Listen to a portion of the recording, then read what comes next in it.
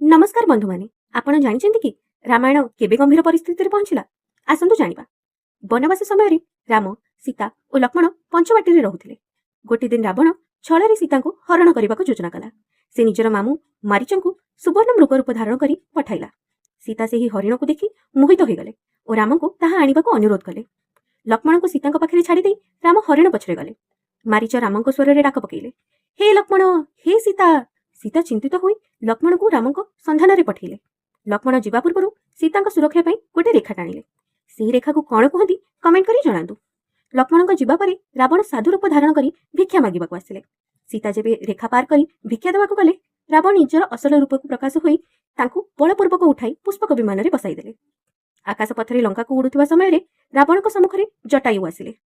ବୃଦ୍ଧ ଜଟାୟୁ ରାବଣଙ୍କୁ ରୋକିଲେ ଓ ବୀରତା ସହିତ ଯୁଦ୍ଧ କଲେ।